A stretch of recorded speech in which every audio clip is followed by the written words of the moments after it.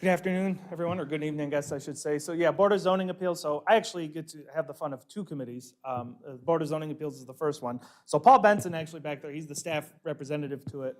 But they fall under the department that I head up, so I'm gonna be the one speaking to it. So the Board of Zoning Appeals, for those of you who don't know, they basically handle three things for the township. They're a statutory board, I guess, number one. That means the state says we have to have them. So if you adopt zoning, the state says, that's great, you have to have a Board of Zoning Appeals too. So they hear variance requests, which are basically requests for people to not follow the zoning rules. Conditional uses, which are special types of uses where they might be okay to go where they want to go, but we want to look at it just a little bit closer to make sure it's the right location, right fit, and they're checking all the boxes. And then there's administrative appeals. So under Ohio law, any administrative decision that my office makes is subject to appeal. That doesn't go to the trustees like a lot of people would think it would. It actually goes to the Board of Zoning Appeals, and they hear it, and then they have the power to overrule me. So that's just a brief overview of what they do. They meet once a month, the third Tuesday of the month. They've got quite the full agenda this month, actually, and all their meetings are streamed. We're YouTube stars. So they've got, I think, 7 applications, I want to say, this month, which is a lot. Like 3 or 4 is usually a pretty hefty agenda for them. So it to be 7 is quite something. So thank you for coming out tonight. I'm more than happy to talk about the Board of Zoning Appeals, but I don't want all of them to fall asleep. So you'll see me again shortly on the Zoning Commission. Thank you.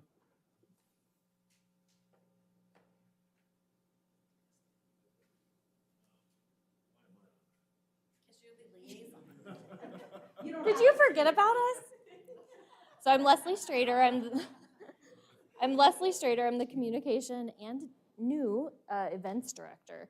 I started here just over 9 years ago. I can't believe it's been that long. But when I stepped into this role, it was the first time that the township ever employed a communication professional. So I am proud of the brand we've built kind of from the ground up. And this committee has been a big part of that. So branding is something we work on.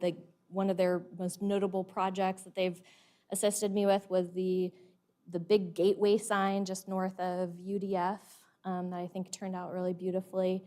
And then most recently, well, not most recently, but another big recent project was the redesign of our website. The committee put in countless hours in navigating our old website, seeing what they liked, what they didn't. They quizzed their spouses and their neighbors on how they would go about accessing various bits of information on the website so that we are making sure that there are multiple navigation paths depending on user preferences.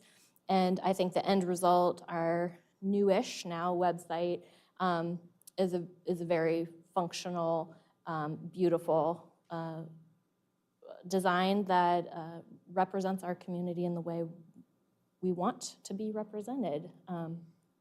Friendly, open, but also very professional.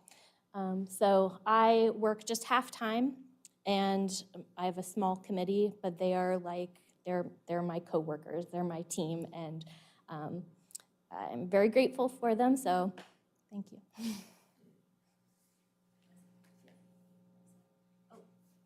One more thing. Side note, whenever I get new committee members on my team, I always tell them that to get the most out of the committee and give the most back, it's really important that you like our social media pages. So we have listed here where you can find our departments, fire, police, and then the administration page, kind of overarching, on Facebook. And then also, please subscribe to our channel on YouTube so that you'll get alerted when there are public meetings happening, like the riveting zoning meetings Joe mentioned, that you can tune into those. Beyond this, we are also on LinkedIn, we're on Instagram, sometimes we're even on Nextdoor, so it kind of depends what the news item is, but please follow us there so that you make sure you're in the know. And one other thing, if you're not on our e-newsletter list, please make sure to sign up. You can do that on our website. If you scroll all the way down to the bottom, there's a sign-up form there.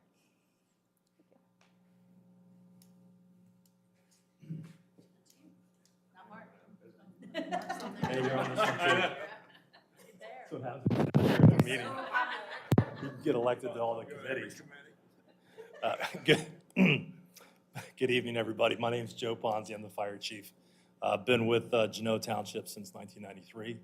And I've been the fire chief since August of 2020. Our committee meets, we just changed within the past year. We meet quarterly. We had a pretty heavy meeting schedule when we were approaching the levy in November of, I'm backtracking myself, November of 2024. We were meeting pretty actively, and once we got through that cycle and the levy was passed, we backed the intensity off to quarterly meetings. Typically, we will discuss current problems, trends, things like that we're seeing internally. When I say trends of, hey, we're seeing whatever. We had 4 houses hit by lightning in the last 3 months. Very strange anomaly, although it's not that strange in Genoa Township. And we'll just talk about we give statistics to the committee members to see what we're doing per month. And then I discuss with the committee of upcoming projects, special events, et cetera, that the fire department may be undertaking. One thing of note, excuse me, it's allergy season.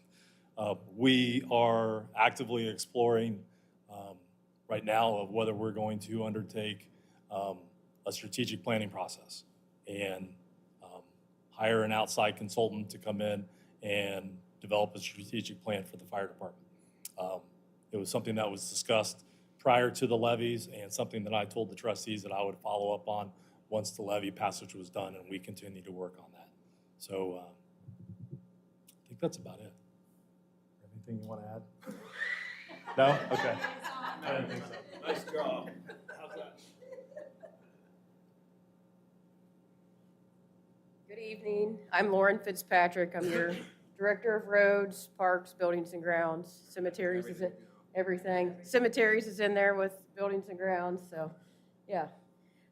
My Parks Committee, I can't say enough about how much my Parks Committee has done over the years and still do. They worked lots and lots of hours on our Parks and Trails Master Plan that you can find online. We're getting ready to revise that because, as Leslie's video showed, we just added a great park, and so we need to include Freeman Farms on that master plan. So we're going to start diligently working on that as well. My Parks Committee also has a large role in special events, as in our fishing day, our yearly movie nights, and this year, instead of doing 2 movies, we've decided to do the birthday bash. So these are the people that come up with the ideas, the events, the extra fun stuff that they want to have at the events, any prizes given away. We're going to have a bike parade with a decorating contest. They come up with prizes for the folks that want to enjoy that. So they put a lot of work into it. They also helped me design our playgrounds. So the barn was Molly and her crew, that was before my time, had the barn already in design for the playground. So I just went with that because we knew that the barn was coming down. So that was a great throw to memorize the barn that everybody loves so much. We meet about 6 times a year, I believe. Is that right? 6 now? We used to do monthly. In the wintertime, it got to the point where there's not a lot we can do in parks monthly, but probably with this new revising, these guys will probably meet monthly again. So we'll probably have to kick it up a little bit. But that's pretty much what my parks guys do. They always are your volunteers at your special events with fishing day and stuff, so you'll see their faces in the parks during those times. And we absolutely cannot do these events without our volunteers. And we can't create it without my Parks Committee. So that's a little bit about my Parks Committee. You can go online and read a little bit more about it if you like, and feel free to go ahead and look at that master plan because they spent a lot of time, put a lot of work into that.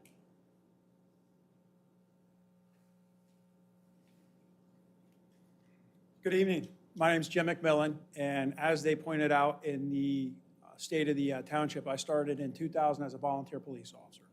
So I worked my way up to be the chief of police. I was promoted a little over 2 years ago. I've been here so almost 25 years, about 2 years as the chief of police. we've been doing a lot of research into the police department since it's our 50th anniversary coming up, and I'm the first time in several decades that we promoted somebody in the township to be the township police chief. So pretty big deal for us on our end to not pick somebody out of Columbus or Franklin County or one of the other big cities to come in here.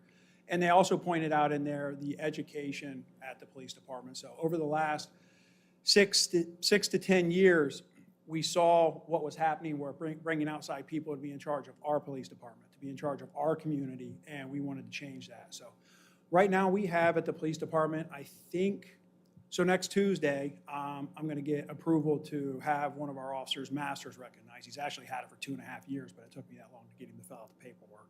I think we'll have 6 of us in the township that in the police department to have master's degrees, a ton more with bachelor's degrees. We're right around, depending on staffing, about 88% who have some sort of higher education within the police department. So pretty educated police department, committed police department. But our advisory committee, so currently our advisory committee consists of 10 members. Our 2026 chair is John McHale, who's actually here this evening. And John, I think, has sat on every committee, not Parks, but his wife has. So if you have any questions about the committee, what it consists of, or our advice, if not John, Molly can help you out. The only committee he hasn't been on, she's definitely on. So we have 10 of us right now. John's our chair. We meet quarterly. We've already had one of our meetings this year, and we picked that up a couple of years ago to meet quarterly. As the committees, at least for us in the police department, has evolved, it's still important that we meet, but not to meet monthly or even bi-monthly because of all of the other advisory aspects that the police departments have nowadays. So some of the things that we've in the past worked on our advisory committee with, most recently, just like the fire, an entire year plus was dedicated to the levy. Even though I had a subcommittee, which consisted of several of my advisory committee members, I always came back and talked to we call them CPAC, Citizens Police Advisory Committee. Always came back and ran ideas by them.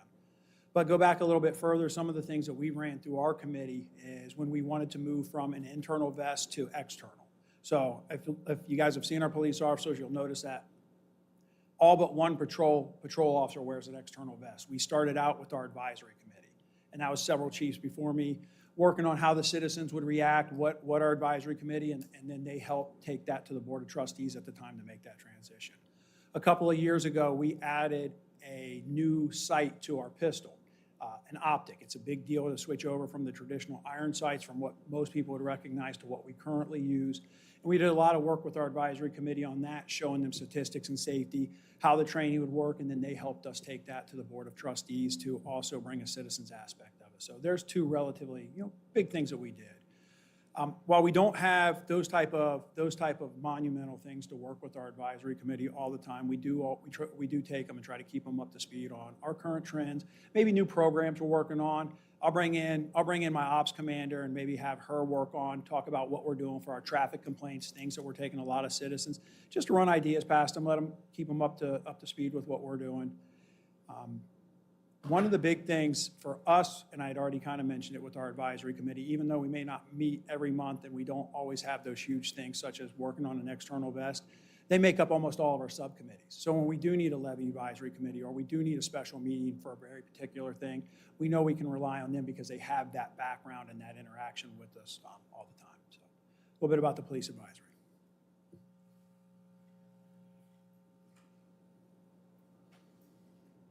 My turn again. So the Zoning Commission is another one of our statutory boards that we have. Like the Board of Zoning Appeals, it's 5 appointed regular members, 2 alternates. So if you think of sort of like Government 101, the Board of Zoning Appeals is sort of like that judicial body, and the Zoning Commission works more in conjunction with the trustees in that sort of legislative administrative capacity.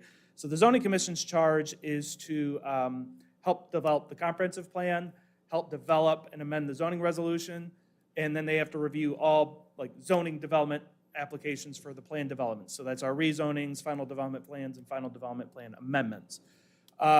Most of the actions they take are of a recommendation nature. So they'll review something, And then they'll vote on a recommendation that then goes to the Board of Trustees for the Board of Trustees to consider on the final approval. The zoning commission does have one situation where they do have final decision-making authority if we have like an amendment. So I'm trying to think of one here. Genoa Baptist, that's a good example. So Genoa Baptist Church came to us a year or so ago and wanted to build that accessory structure building they're building out by the school right now. You may not even seen it, so talk far back there. So they already have a plan, so they had to amend the plan to get approval to get that building constructed. So the zoning commission reviewed it, and the zoning commission's first charge with a plan amendment is to determine whether something is a major amendment or a minor amendment. And it's not a guessing game. There's standards in our zoning code that they review for that.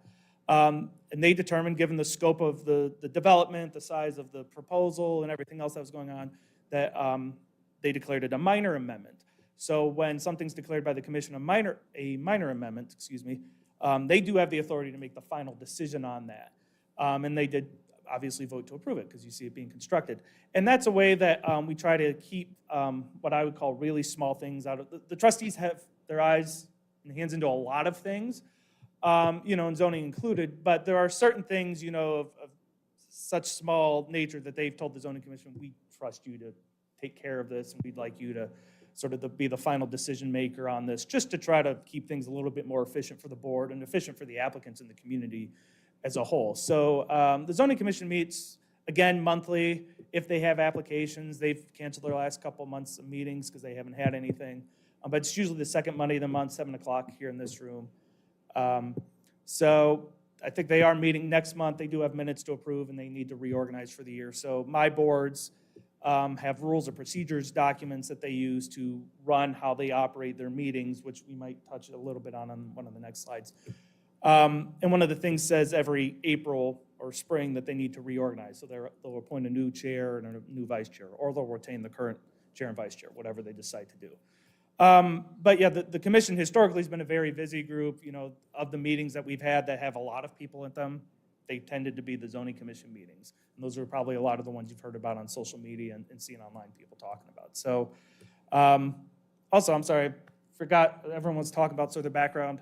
I've been here with the township 10 and a half years now, so just in case you're curious, I forgot to mention that during my first presentation. So again, happy to answer any questions. I don't want them passing money about how long I'm going to be up here. So I'm going to turn it over to whoever's next. Oh, did Pat leave? Oh, yep, sorry. Okay, third time. So Pat Myers was going to take this slide, but he unfortunately had to, I think, leave early. So they asked me to sort of step in. I probably am at the most of these public meetings in terms of the boards and the commissions where things are voted on, because I am at the Board of Zoning Appeals, although Paul Benson has taken a lot of those for me. I do the Zoning Commission, and then not only do I attend the regular trustees meetings, I have to go and basically help the trustees run their meetings when it's a zoning hearing. So I have a lot of experience with running meetings. So I'm just going to tick through these items real quick of what makes a successful meeting, especially for those committees who probably don't have those rules of procedures document like my zoning groups do. So attendance seems obvious, but the meeting can't run and can't do what it needs to do if we don't have you there, especially for my zoning groups, specifically the alternates. We need our alternates there at every meeting because I never know when I might need to sit an alternate for a hearing, especially if it's a continued hearing or someone like tonight has to leave early and I've got to sit someone on the spot. So it's always important to be at every meeting as much as you can. Obviously, things happen. We get that. We understand that. But we really do ask, we've appointed individuals to these positions. We need your help. We need your service. Agenda and order of business. As you can see tonight, we probably would have done a little bit better had we had an actual formal agenda. But it's really important, obviously, when you come to those meetings that you, for efficiency's sake and make sure you're ticking all your boxes and getting done what you need to be done, that you do have that agenda. Doesn't need to be anything super formal, but you do need to know that ahead of time. And we also usually prefer to try to get that information out to the community so they know what you're talking about at these meetings in advance. Because all your meetings are technically public meetings that the public can come and observe. They don't necessarily have the right to speak at your meetings all the time, depending on what you're talking about and the nature. Zoning's a little bit different. We do have public hearings where people are, we do have to allow people to speak. But all these other meetings, usually it's more observational in terms of public attendance. And then if the committee wishes to have a member of the public speak, they're certainly allowed to do that, but it's not required. Each committee should have officers or members elected to perform certain duties. Typically, it's just a chair and a vice chair. Obviously, the chair is going to run the meeting, keep everyone on task on the agenda, and then the vice chair is obviously sort of the backup for that role. I don't know if any of the committees have any secretaries to take minutes. You should be taking minutes. Your staff liaison probably is helping you with that. Usually, we're writing those minutes internally and doing that on behalf of these committees. But if you have any questions about that, I encourage you to talk to your individual liaison, because each group, I think, handles it a little differently. Ground rules and courteous participation. It doesn't hurt to have a rules of procedure document like the zoning groups do. If you're interested in developing one, I'm sure your, again, liaisons can help you with that. Those documents, even if it's not nearly as thick as what the zoning ones are, really just help set the expectations, both for the members as well as the public who's attending these meetings. And it also very much gives a signal that, you know, we're organized, we're serious, we're professional, and it's just a very good look for the township and helps the committees run their meetings, especially when there's changeover on those groups. It can help keep things going, and just because one member isn't there, everything blows up or the train stops. We can't have that happening. So those are useful documents to have. Time control. Each board will probably board and committee will handle this differently in terms of how long you want the meetings to go. Some of your meetings, you might be able to say, listen, we're going an hour. We reach that hour, we're stopping. Other boards may say, nope, this is our agenda. We're going to get through all this agenda no matter how long it takes. Time control can also be important with public comment. Some of the boards opt to put a time limit on public comment. Some don't. There's really no right or wrong answer to that. It's just what you feel like is right for your particular group. Preparation almost goes without saying, but obviously we need you to come to the meetings prepared, especially for my zoning groups. I send out reports and materials to them in advance of those meetings, and the expectation is that they're reading through them, reviewing those things, preparing questions in advance. We're not asking them to make the decision in advance of the meeting, but we are asked that they are prepared with the information, have read through the materials, and have familiarized themselves with the materials before those meetings. So the same thing sort of goes with the non-zoning groups. If we are getting sent stuff out in advance, we do ask that you read it before those meetings, because otherwise we're going to have to spend a lot of time just trying to get everyone caught up on stuff that we've already sent out. Public notification, staff largely handles this. The public meetings all have to be advertised. The Ohio law stipulates how that all works. For the zoning groups, it's a little bit different than the other groups. But if you have any questions or want to know, we post, there's a board outside this door, and then there's a board in this hallway that we physically post them on, and then everything also gets posted to our website. Yes. Also note that anytime the Board of Trustees appoints anybody to a committee, that committee is now subject to public meeting notification sunshine law requirements. So Perfect. it's not, you can't just be appointed and have secret meetings. Every year, like the board chair of a committee will let me know along with the liaison, hey, post these yearly notice when our meetings are going to be held. They need to know who, what, when, where, and Yeah. Yep. what time. Yep. And to piggyback on that, so as an example of that, we actually, when we posted this meeting tonight, because we have a quorum of the trustees here, all three of them, and there was a chance we might have a quorum of the zoning commission and possibly the BZA, we had to run a public advertisement for this meeting that said the trustees are going to be meeting in a public meeting, and the zoning commission is going to be meeting in a public meeting, and the Board of Zoning Appeals is going to be meeting in a public meeting. Because theoretically, there's a quorum in the room, and they could start talking about township business. The public has the right to observe that and make sure that they're monitoring that and seeing what's going on. So to expand upon that, I would strongly encourage that it's a little bit different from the committees, for the police and fire committees. You probably are a little bit slightly more free to talk about township business outside of here, the meeting setting. Although I would strongly avoid that you not have a quorum in the room talking about it. Basically the majority of the group talking about it, because that could constitute a public meeting. And if that meeting wasn't noticed and you talked about township business, you've violated Ohio sunshine laws, which is not good. So we do strongly encourage that you refrain, and that includes email. You can't email back and forth. You can't, they don't want you round robining things either. The state's smart, they know all the tricks, so they're gonna say, no, can't do that, no, can't do that. Then minutes, I sort of touched upon, staff helps keeps those, but it's important to keep those meeting minutes for the zoning boards. I'm not sure about the other boards and committees, but the zoning boards are required to keep them, and we post them online, but it just helps. It's, again, another one, being transparent with the public, keeping people aware of what's going on. The recordings help that we do on YouTube for the zoning meetings, but statutorily speaking, they don't count as your official record. The meeting minutes do. So that's why for zoning, we keep those meeting minutes forever. So, did I get it all? All right. Now I think I'm done. All right, so as you heard a little bit in our video, we do have a lot of exciting events coming up. But you can see here, we have our next trustee zoning hearing on April 14th, followed by our actual Board of Trustees meeting that same night. Then May 7th and June 9th, we also have our Board of Trustees. Board of Zoning Appeals, April 28th, May 19th, and June 23rd. Fire Advisory Committee is May 5th. Park Advisory is May 6th and June 3rd. And then we get to celebrate our police 50th anniversary with an open house on May 9th. Our Zoning Commission is May 11th and June 8th. Our Communication Advisory Committee is May 14th. And then our Fun Birthday Bash on June 13th. And then our Police Advisory Committee on June 17th. Last week was Bunny Hop? The time just goes so fast. But we had our bunny hop at McNamara Park, and it was a blast, and it was very well attended. So if you guys aren't actively attending some of our, what I'll call our social events, I encourage you all to. It's a really fun time. It's an opportunity to meet some of your neighbors and get to know a little bit more about what we do here in Genoa Township.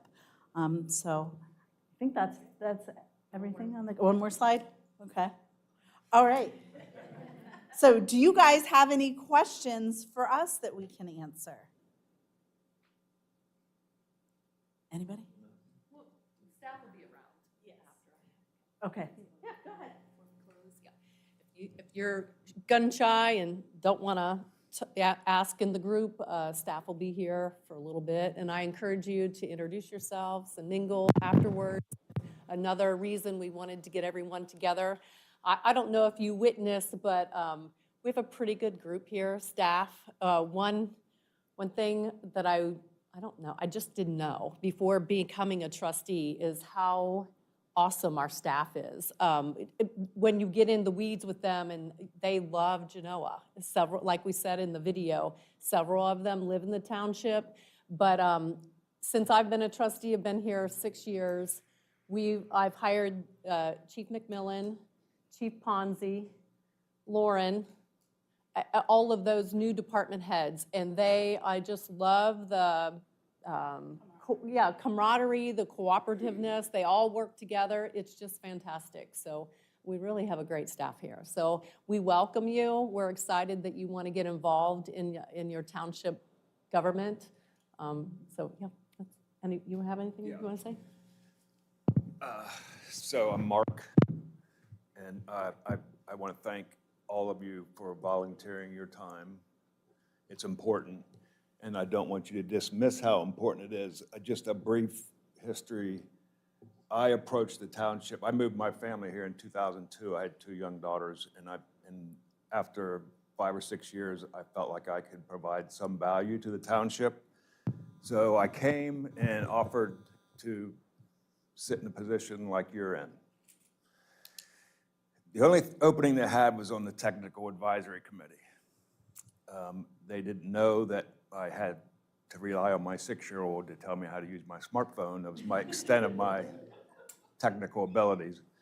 But I could run a meeting, so I said, okay, I'll sit on your Technical Advisory Committee, volunteer, but I will chair it. So they accepted my offer, and I started out on the Technical Advisory Committee, which lasted probably a year. And then they asked me to go to the BZA, which lasted 3 years, where I worked with Mark. Then they asked me to go to the zoning commission, which I did for 6 years, the last 3 years as chair, and then obviously got talked into running for trustee. So, yeah. So my point is, I just don't want you to dismiss how important your role is here. It's valuable to us, and we need volunteers like all of you to help our township run. So I appreciate all of you. Thank you. So like I said, this is the first time we've ever done anything like this. So I hope that you will take the opportunity to mix and mingle with each other. We do have cookies, so who can resist a sweet treat? But like you heard from Renee and Mark, we can't do what we do without all of you. Your roles are so important to us. You really help the township be a wonderful place to live. And we all love Genoa. I've been here 41 years now. My mom and dad moved us from Westerville when I was 11 years old, and I started at Big Walnut School with one of my classmates who is now participating with our zoning. And it's been so neat to see the community grow and evolve. And even though there's been some challenges as we've grown, traffic's one of them right now, but generally speaking, Genoa is a great place. We have wonderful parks. I have great neighbors. I love living here. So I'm excited for all of you, and thank you for those of you who are continuing to serve on committees, and welcome to all of the new people. So thank you very much. Go grab a cookie. Oh yeah, we have to vote on adjournment? Yeah. All right, make a motion to adjourn. All in favor? Aye.